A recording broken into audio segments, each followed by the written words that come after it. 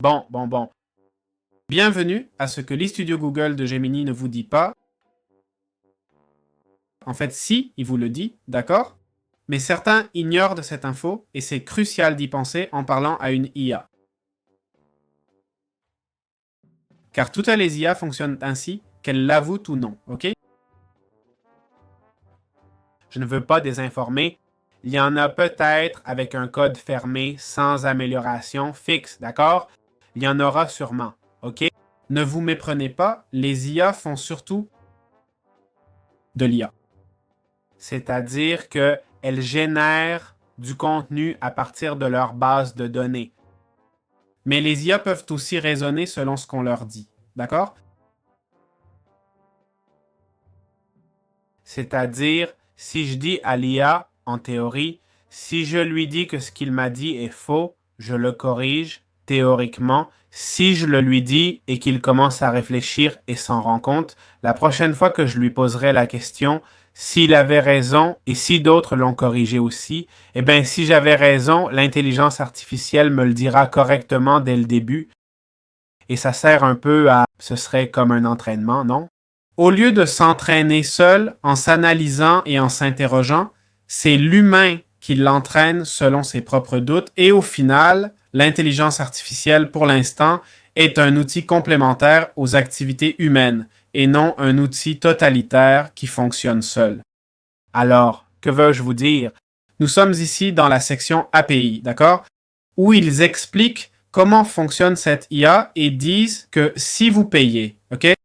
Les données que tu utilises ne serviront pas à améliorer leurs produits, ok? C'est-à-dire, si tu paies, théoriquement, je répète, théoriquement, d'accord? Je doute que ce soit vrai, mais bon, imaginons qu'ils comprennent parfaitement l'IA quand personne d'autre n'y arrive.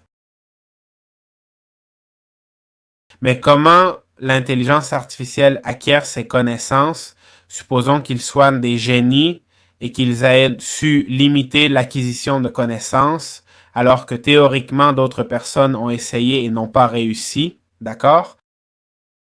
Donc ils disent que si tu paies, ils n'utiliseront pas tes infos pour améliorer le produit. Mais si tu ne payes pas et que c'est gratuit, ce n'est pas 100% gratuit. Il y a un coût et le coût, c'est ton information, mon pote, ok? Et c'est ce qu'ils te disent quand que l'info, les données, ils le rendent hyper transparent. C'est vrai que cette page est un peu cachée, mais bon, c'est dans les infos. L'info n'est pas en évidence, mais elle est là, d'accord? C'est appréciable car beaucoup d'IA ne disent rien du tout, ok? Donc, ils vous le disent là. Et c'est bon de s'en souvenir. Je suis reconnaissant à Google de me dire qu'ils vont utiliser mes infos pour améliorer le produit, alors qu'eux, étant Google, ont déjà toutes les infos de tous mes comptes, car tous mes comptes sont sur Gmail. Et bon, ceux de 90% de la planète aussi, vous savez. Dans ce sens, ils ont déjà pratiquement toutes les infos, vous voyez? C'est un peu ironique qu'ils le mettent, et certains diront « je n'utiliserai pas l'IA ».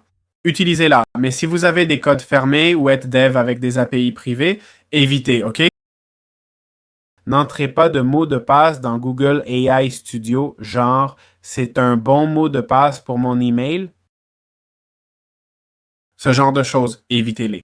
Franchement, ne faites pas ça, d'accord? On ne sait jamais si ces infos restent stockées, ni si un jour on pourra extraire les données des utilisateurs des anciens modèles. C'est probable dans le futur, je ne veux pas spéculer, mais c'est à considérer.